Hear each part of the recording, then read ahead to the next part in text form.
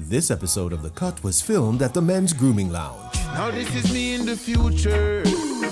Always want to prove a point. Now we're contemplating another junction in life. We live with our decisions. It all come down to choice. Hey, I made use of my opportunity. Now I'm where I wanna be. Welcome back to The Cut, and today's cut reasoning I got solid, proper solid. I call this installment the Battle of the Nigels.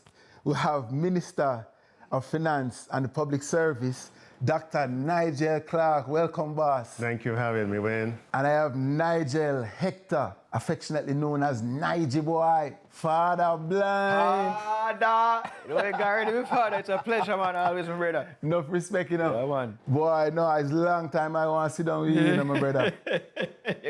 But nothing before the time, because now I realize that so much has happened since you bust on the scene, right? I realize that congratulations are in order right now after you receiving your double major bachelor's degree in history and in political science. But look like you come for the minister job one day. Why not? Why we don't know that part then? Let's see what the future holds.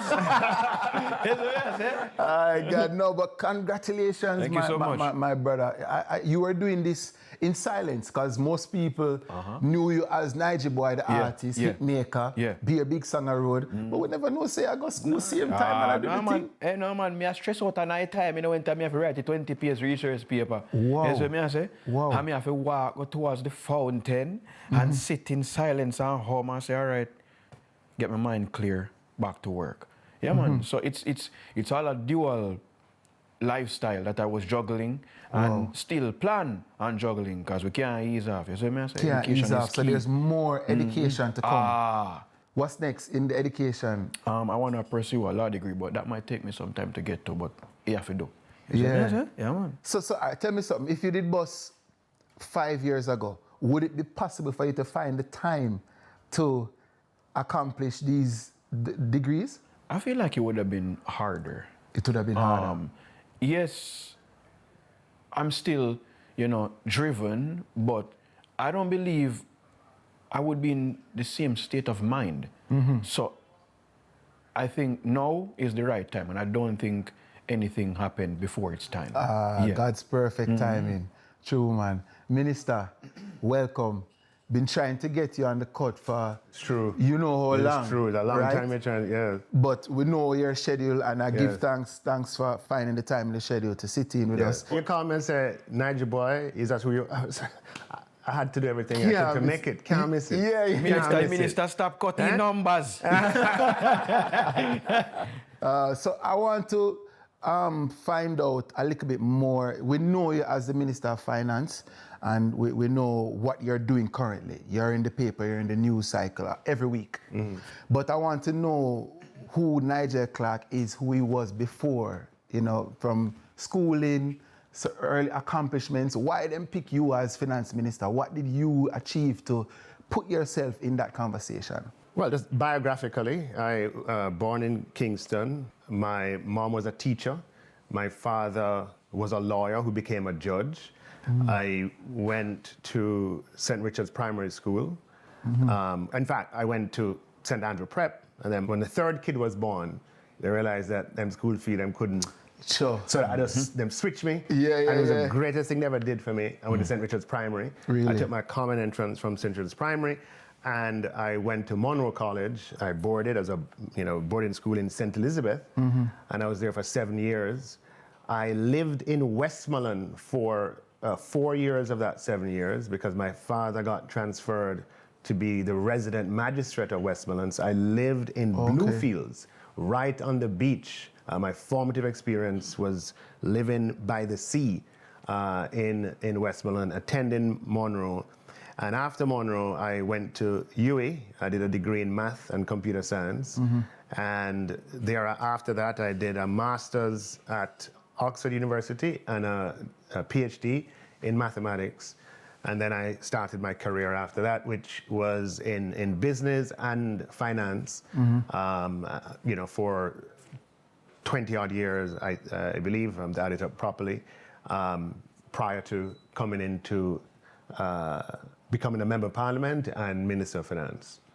So at what stage of your schooling did you realize that numbers, maths would be your superpower? Were you always top of the class from primary school in maths and these things?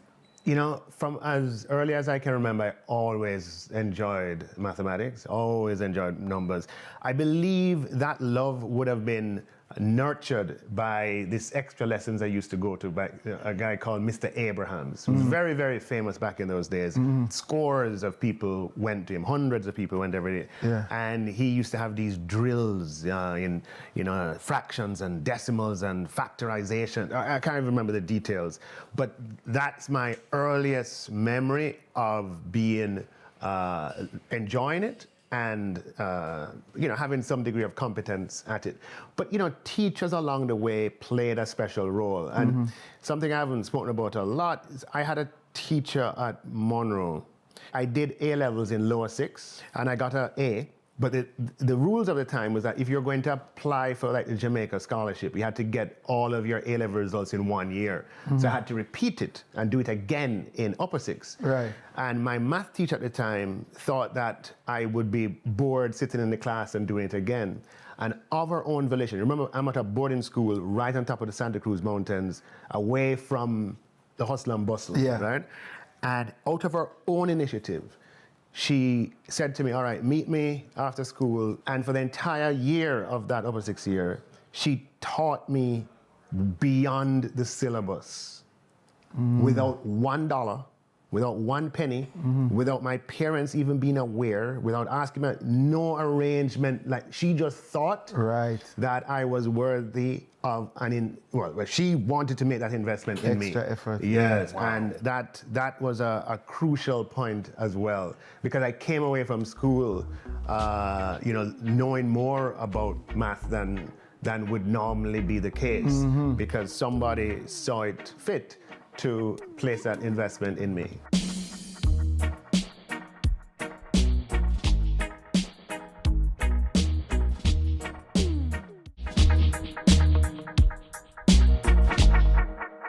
It's always important that we have those teachers along the way because a lot of subjects that I lost interest in is because the teacher, me and them, it wasn't a good fit.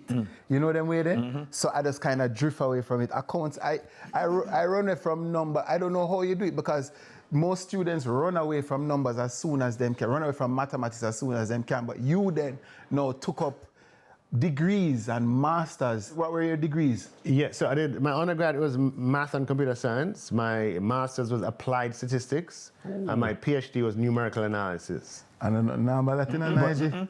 A headache that I heard him say applied math and statistics. Oh, Lord. No, I took a course in that.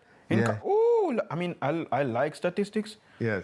But what was your favorite part of statistics? What? I think it's the hypothesis, the investigative variables, the null and the null hypothesis. I love that. But you know the good thing about those things, though, Nigel boy, is that it's fundamental to reasoning. Yeah. Think about the null hypothesis. What you do is you state something, and then you have to use reason to prove that it either goes so or it not goes so. Yeah. And what I think that numerical reasoning is critical to the foundation of a society. Right. It establishes logic. That's true. Logic. That is true. Yeah. With maths, you can't go wrong, you know. Yeah. You can't go With wrong. other subjects, you have a gray area. Right. Maths, solid. Is Solid. it you're wrong or you're not? Yeah, you're right. You're either right or you're wrong. Yeah. You're the man that chat foolishness. No, but it's true though, man. So Nigy, we're going to come back to your journey in business, of course. Nigy, your early days, your formative years, what was that story like? Because I hear a riveting story about birth. I need to hear that. Right. So it's a long tail.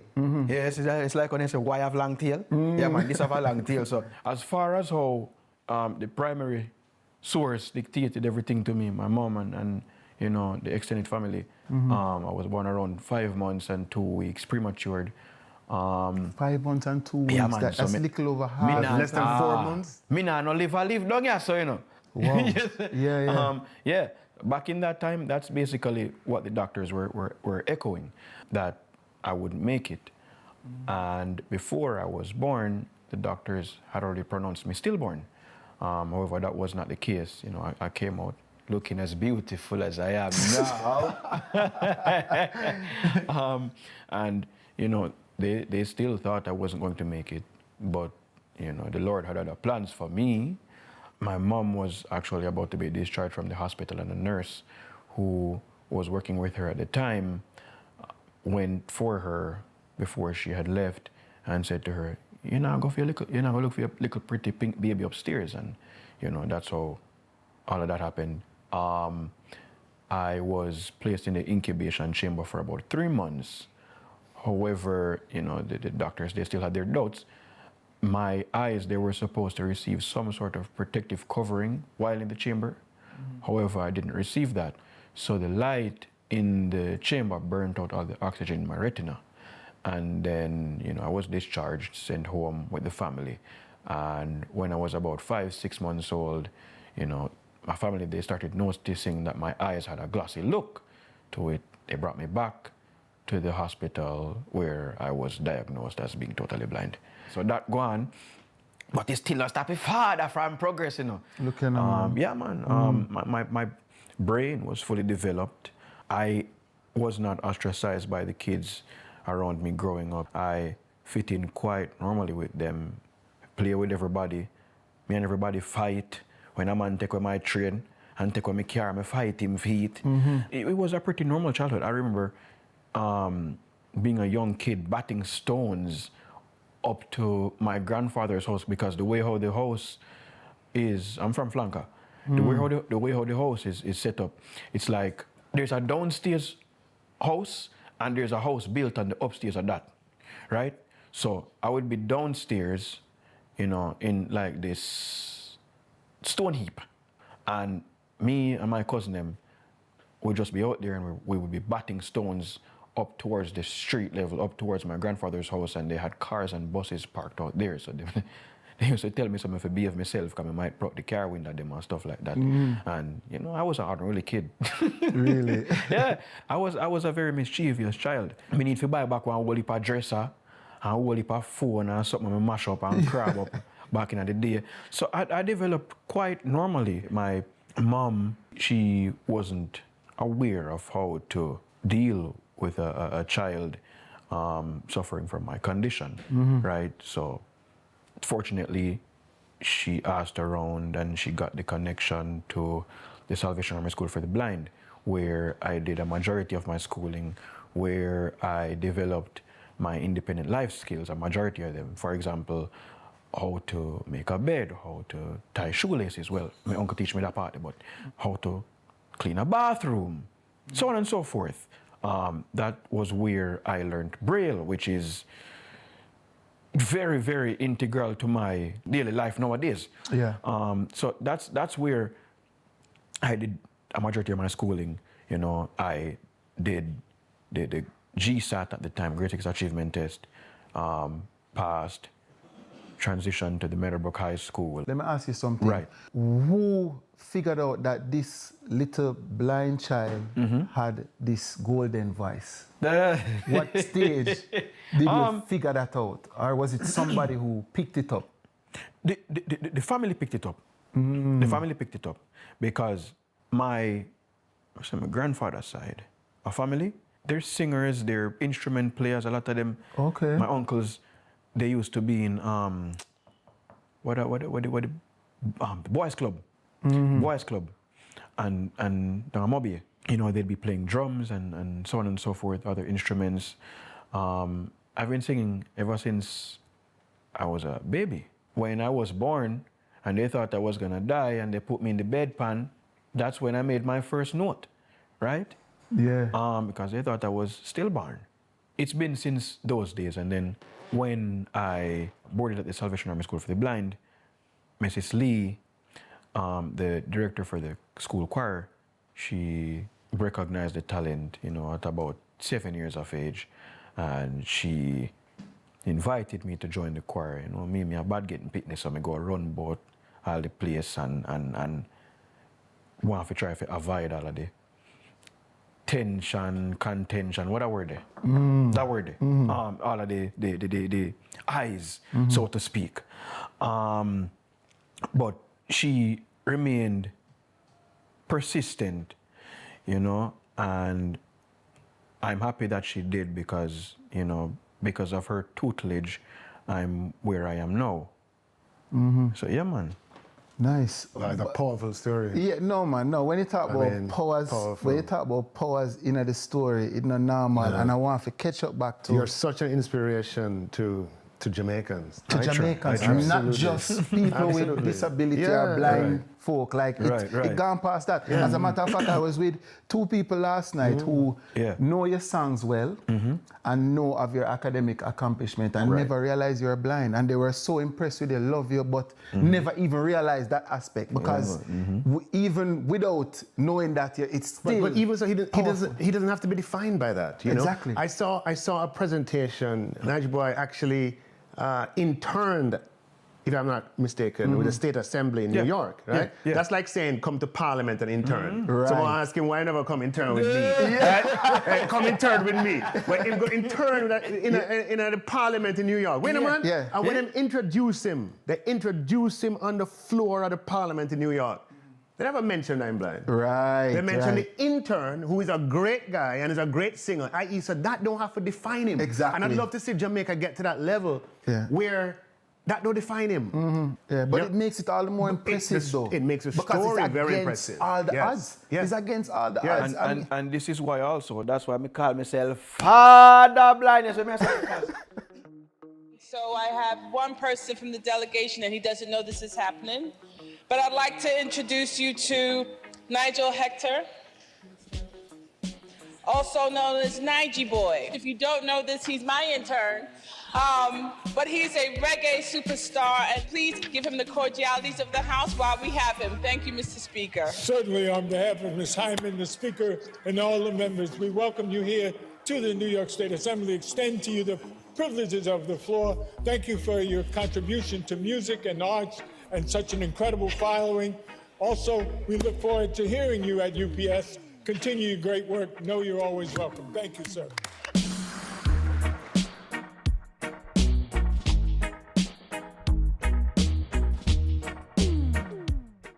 Hallelujah, for Lord God Almighty reigns. What I've noticed over the years, and it's not just for individuals in the blind and visually impaired community, individuals in other communities with disability as well. You know, they'll have some sort of condition and, you know, they feel all self-conscious and insecure, and it's hard for them to embrace who they are. So me now, I decided to pick up the mantle, you see me I say, and embrace who I am. Because I'm one father. Yeah, that is one of the most impressive things that I notice about you. The fact that you can laugh at yourself, you're humorous, you run your joke them, you not take life too serious. Because as you say, a lot of people with disabilities would probably, you know, get bitter with the card that life has dealt them. But here you are now as this example of just doing it in the most gracious, graceful format and manner. And as Nigel said, you are inspiration to Jamaicans, you know, all over the world. And it's very impressive, man. And I'm saying, kudos to you, my boss. So Minister Clarke, first let me talk about you achieving this accomplishment that of getting the highest grade across all the campuses. Well, my achievement, no, you know, when you talk to me with Nigy boy, them achievement they stack up, you know, because it's not what you achieve to, you know, it's where you come from as well. It's what you have had to do to achieve. So right now, I don't even feel like talk about my achievement. Because I think that, look, man, you know, what we're here in the barbershop with an outstanding individual. And my little achievements you know, don't compare No. with what this man has done and what he means No, man, for no, man. Jamaica. Okay, But okay. You You know are what I going mean? now. Let me Yeah, interject, because yeah, Nigel yeah. to Nigel now. Nigel to Nigel. Nigel to Yeah, Nigel. man. You see So what the I say? backline of Niger. Yeah, now. man. So, go on Watch to our style Nigel. now. Yeah, man. All right. You study, maths, computer science. Yes. I don't know if you got really deep into calculus, Yes. because I know my Yes. type of thing that. But Yes. to have achieved a feat as impressive as you have is nothing short of amazing. Right now, me I learn from you. You see me I say my lyrics come from a man like you, with as far as the maths is concerned. You see me I say, Yeah. like if me see a girl out the door now. Why can't I be? No, me not even gonna say that. Oh, Me what you not gonna say? that. What you gonna say? I'm gonna say something to her like, excuse me, miss. I saw you from across the room and I just gotta say I appreciate your edges and vertices. You see me, I say? Mathematical term, father. Yes, indeed. Mathematical. But Minister, you have done outstanding things in your life, and we have to give the credit where the credit is due. You not only achieved your top honors, but you were the top student across all UWIC campuses in maths, computer sciences for the degree, at the end of it. And that is something to write home about, for sure. You must have felt proud of yourself for doing that, and you must have realized then that numbers is going to define you, career-wise and all these things. Did you know that it was always the aspiration to make changes for your nation? Or did that come as you evolved in business? I've always been very passionate about Jamaica. Brought up to believe in the potential of Jamaica, in the promise of Jamaica, that we are a people of destiny, and that has always permeated my life. I would have, as a result of that, taken a great interest in what is happening in Jamaica, what's happening economically, what's happening politically, but with no real intention of getting involved in politics. I've never been in politics all my life. Most people in politics were involved in student government, right? That have run for office at university, Yeah. You know what I mean? That have joined youth groups, that have been exposed. I have none of that in my background. Okay. My intention, though, was to positively contribute to Jamaica. I went abroad to study with intention of coming back. I started to work at a lucrative career there, came back because I wanted whatever I did to have that contribution to be in the Jamaican society. And over the course of my career in the private sector, in business in Jamaica, I was always involved in doing things to improve the lot of Jamaicans and to improve Jamaican society. I had a youth orchestra program that taught classical music to kids who would not otherwise have the opportunity to learn. My entry into politics was very, very, very gradual, and certainly where I am today, I would not have set out with the intention of being Minister of Finance and Public Service. I got back to Jamaica. This is around the late 90s, early 2000s. A lot of young people sort of frustrated at economic stagnation, and I joined a group of young people who would meet every week and just discuss what's happening in Jamaica. When it became political or partisan is when I kind of stepped back, because I had every intention of just having a business career in Jamaica. But I met people during that period. For example, Andrew Holness was a part of that group. He was the only member of parliament in that group. It had bankers, it had academics and persons who wanted to see Jamaica improve. But fast forward, Andrew Holness became Minister of Government, Minister of Education in the Bruce Golding administration, and he appointed me to chair HEART. I became chairman of HEART, which is one of the largest agencies in the Ministry of Education. And over the course of those 4 years, I established a very good working relationship with him in his capacity as minister. And the unexpected happened. He became Prime Minister with the resignation of Bruce Golding. Right. And I would have had by then certainly a ton of experience in finance, in internationally and in business in Jamaica across many sectors and across the Caribbean and Central America. So I definitely had something to offer. Yeah. And when he became prime minister. Remember, Jamaica was in the middle of an IMF program that was at the time sort of going sideways. So one of the first trips that he made before he became prime minister was to Washington to meet the head of the IMF and the head of the World Bank and the head of the IDB. The outgoing prime minister Golding took him, and that he asked me to join him. And that was a seminal sort of experience, and began to question myself as to my duty and obligation in the moment. Yeah.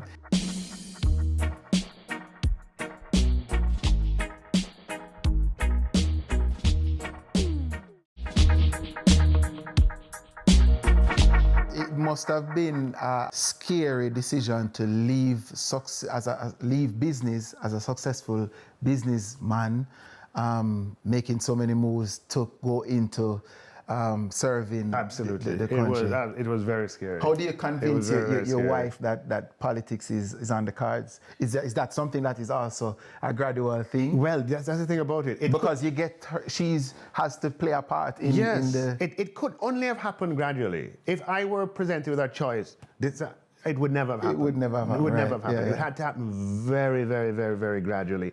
And even, that period of me serving as ambassador of economic affairs and getting, exposed to what this, certainly political service was all about, allowed me to sort of absorb the reality of it, very, very, slowly. But it was extremely scary and intimidating, I must confess. All right, so speaking of gradual progression, Nigy, you didn't just bust overnight. No. You progressed through the phases. You sing at All Together Sing.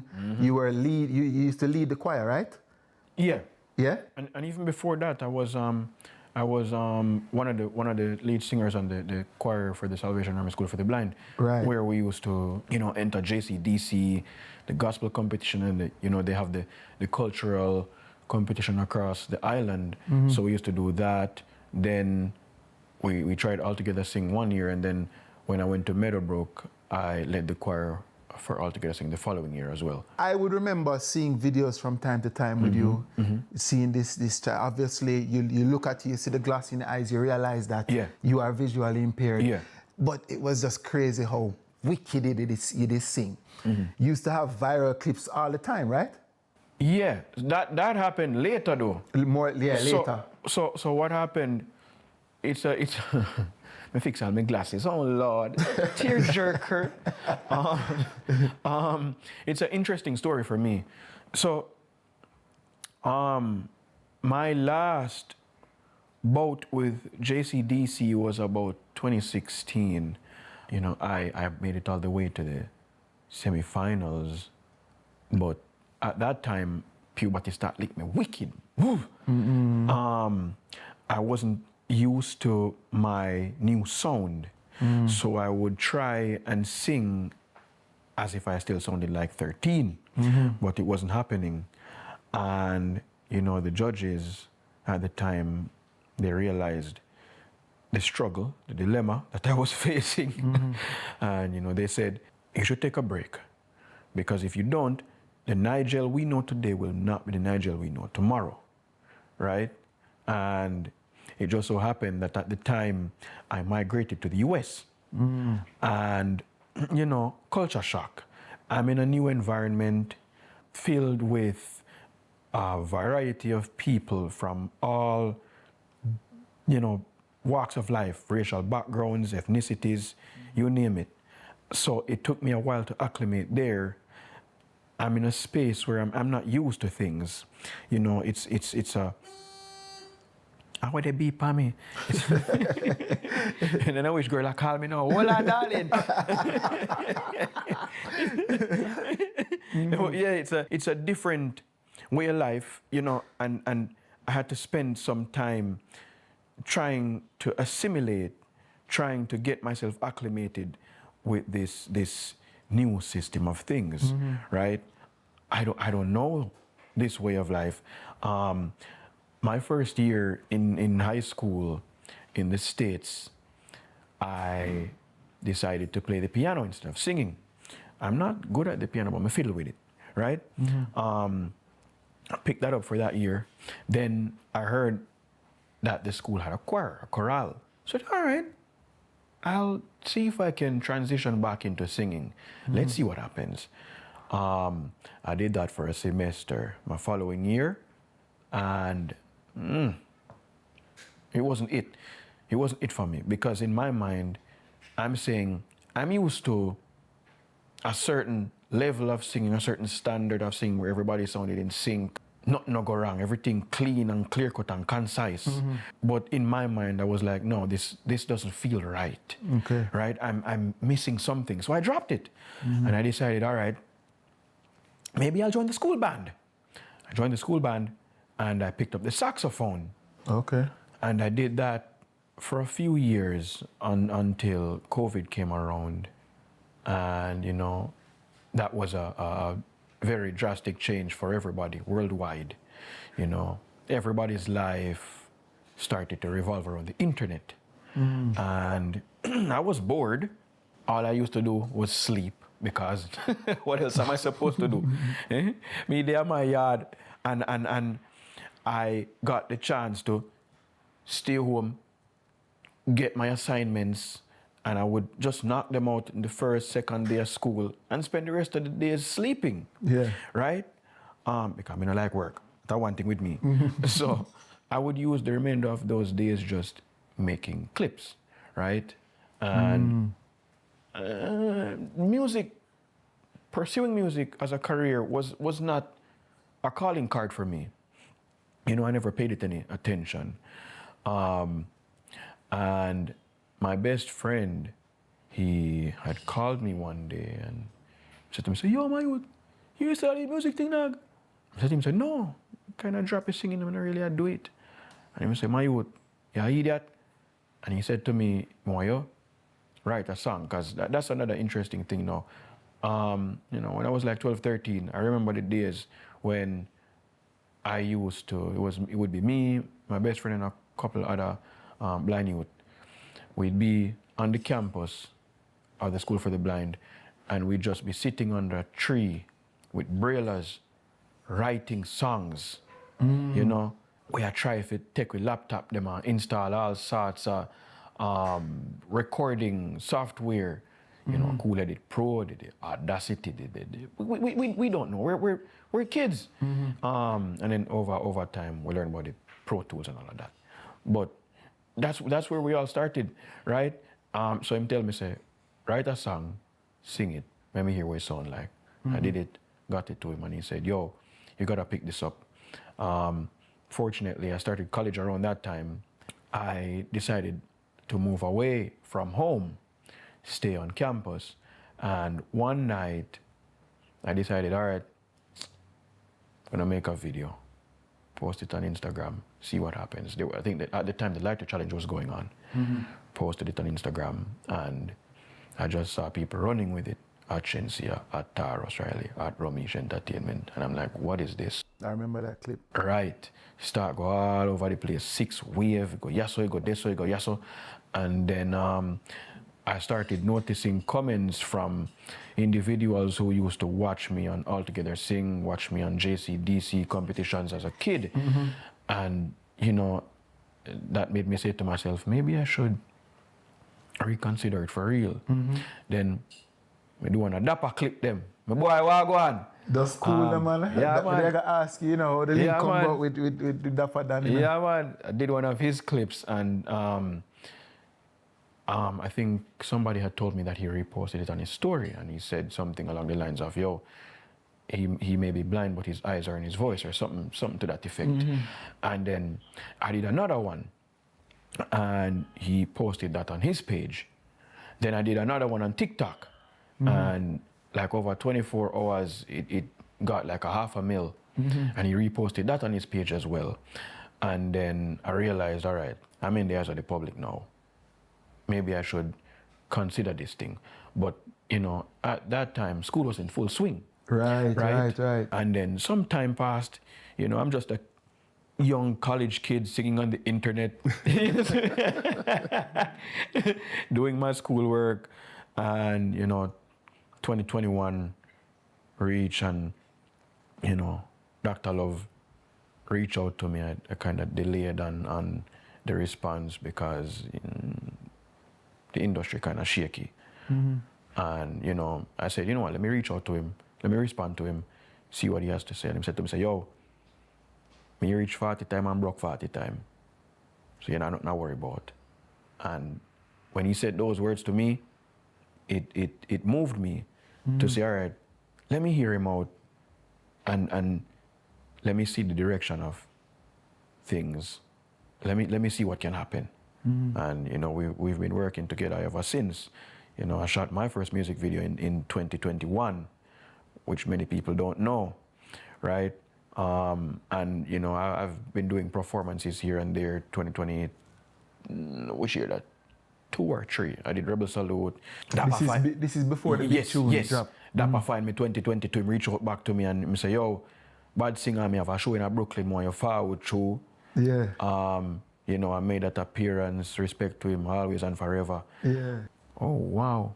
Them say the phone I'm supposed to mute, and my phone I'm out there, so don't worry about it. The man have a different kind of hearing. Yeah, man, I think already. Yeah. So all of this was going on behind the scenes. Yeah, so I say this slow but steady progress. I'm juggling the schoolwork at the same time, which I'm kind of grateful for, right? I'm grateful for the fact that things didn't take off like a rocket ship at that time. Because it gave me that time, it gave me that space to myself to do what I needed to do. Right. And then, Rebel Salute 2023. So you're writing your own songs? Yes. You write your song? Yes, every single song. Wow. With me depend. No, sir, that's normal. We're putting out songs here and there. 2023, did Rebel Salute. After that, I got a song with Mr. Vegas, Respect Every Time, my brother. And I thought that was going to be it for me. Song performed well in my fan base, with my fan base, but it never catapulted. And, 2023 was a slow but steady year, and then 2024 come around, right? About to graduate. I'm in my final stretch. And do a little freestyle, rush and see it, fly the gate. Right, so that is the big tune, Continent. Right. Right, there, so Continent, I get a text, hello. Father blind. Father. At them. Yeah, I think I lie. Runway. Sharing is caring, so you got to share me. Nigy boy, you are the voice of the blind community. Father. And you have the Minister of Finance here. What would you suggest to him that needs the most attention, where you'd say funding is concerned for that blind child growing up in Jamaica who wants that education so he can compete on a world level? Well, there's a variety of avenues where I love money now. So there's a variety of avenues where revenue can be channeled to assist blind and visually impaired individuals and even other persons with disabilities. So, for example, with the educational aspect of things, there needs to be a greater emphasis on technological advancements. I'm in the States, so I get to see, the progress that's being made over there. They aren't really using braille machines, for example, right? Nowadays, they have a thing called braille notes. I have one. I wish I had it on me right now. You can use these machines to do note-taking. Me, I use it to write songs. That's where Continent came from. Wow. Right? Okay. No, so not a braille machine. My braille machine in my bed, I catch up dust. Really? So what's the major difference between these two devices? The major difference is that, you know, the Braille machine, it's simple, right? You use it, you put in a paper, you write on that paper, that's that. The Braille note, it's basically like a Braille computer. I can use that device to watch Netflix if I want to. I used to use it to make messenger calls. I use it to send emails. Devices like these would significantly enhance, you know, growth, development, and learning for individuals who are blind and visually impaired, right? And I think a lot of funding could be put towards having devices like that available for them to use, right? And then I think a lot of finance could be directed also towards truncated domes and ramps on the sidewalks that would, you know, allow blind and visually impaired individuals to know that, hey, I'm at a crosswalk.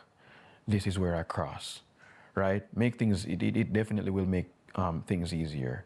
I know that the country has, what do you call those devices now? You know, the ones that you press and it tells you when you can cross from when you're supposed to wait. I know that there are a few of them, but I think more of those should be installed in the places with the most hustle and bustle, right? It's a necessity, it's a requirement. I like this pitch, you know, this pitch is spoken like a true lawyer, a true future lawyer, you know, and I know the minister is taking his notes. No, absolutely. We want a more inclusive Jamaica, right? You know, one thing that Nigel's story definitely illuminates is the potential of the individual. Yeah, that we, you know, you invest in the individual, and you can't. It's unbounded, the potential, absolutely unbounded. And so we lose a lot as a country if we have undeveloped potential in the individuals that make up the country. Yes, yes. And one area where we certainly have undeveloped potential is in the community of disabled persons, where, you know, the infrastructure that exists does not readily and easily permit them to lead independent lives and to develop all of their potential. But we are making steps in that direction. I mean, the introduction, certainly within my portfolio, of the new currency notes this year, one of the driving factors of that was to have currency in Jamaica that visually impaired people can use without assistance. And the feedback that we have gotten, I don't know. Right. I've heard about it. Yeah, that was impressive. Yeah, that some of the banknotes, they have different symbols on, you know, the ends that, you know, for example, I could feel. And correct. So you've never used that feature? No. Him get wire. No. Him get wire. Nigel boy, in the wire level. Wait.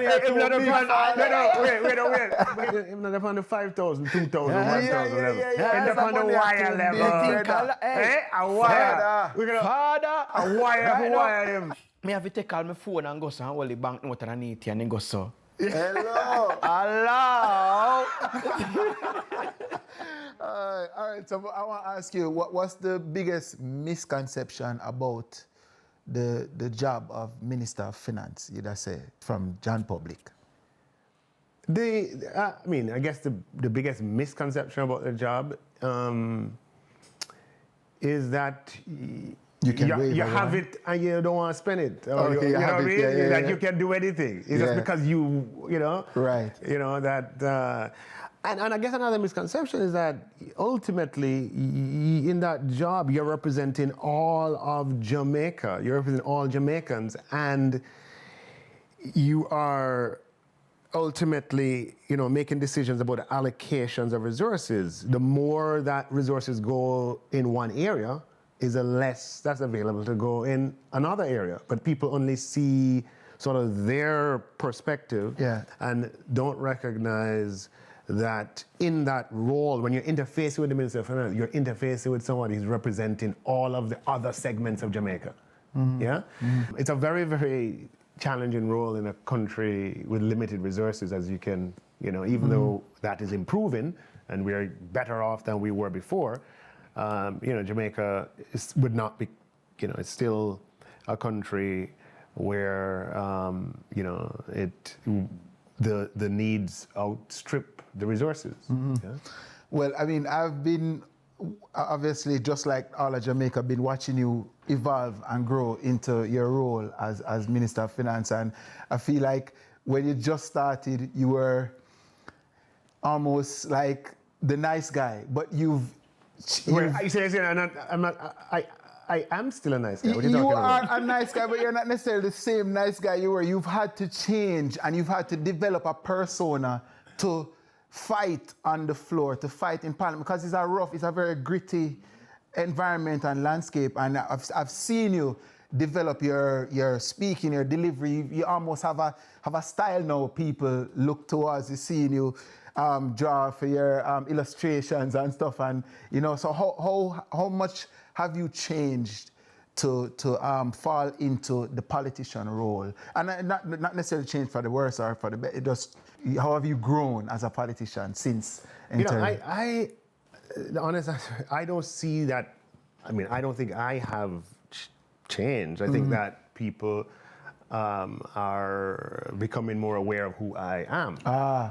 That's more it. Yeah, right? yeah, That I've always been very animated. Really? Yeah, that's who I am. So you would have made those type of presentations to like companies, to staff? Wait, there's nothing like a budget. What prepares you for a budget? No, there's debate? nothing like a budget presentation where you stand up and you talk for 2, 3, or 4 hours, as the case may be. There's no parallel for that And there's in also private life. how you deal with the bickering in the background, because Yes. that's the most distracting thing. If I'm trying to hold a thought and a man say, "Hey, boy, sit down. What you dealing with? Foolish." How do you? No, you have to always remember they don't have the microphone for them is not on. Okay, so you're not necessarily. So you don't have to pay attention to what any sort of remark that is designed to try and But you interrupt have your to flow. be laser focused, though. You have to be laser focused. But I am who I am, and I've always sort of been sort of someone who, in my communication, I'm very graphical and very animated and so on. And I think that if anything, what has happened is that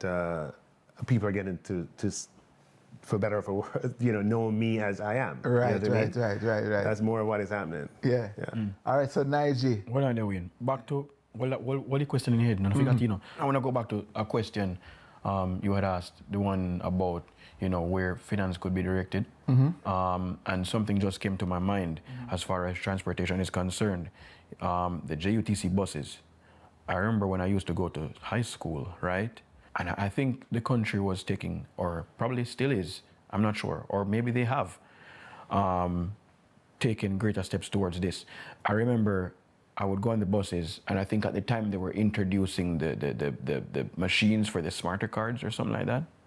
I don't know if there have been any changes, but the machines, they would say, all right, concession, okay, blah, blah, blah, blah, blah, blah, blah, right?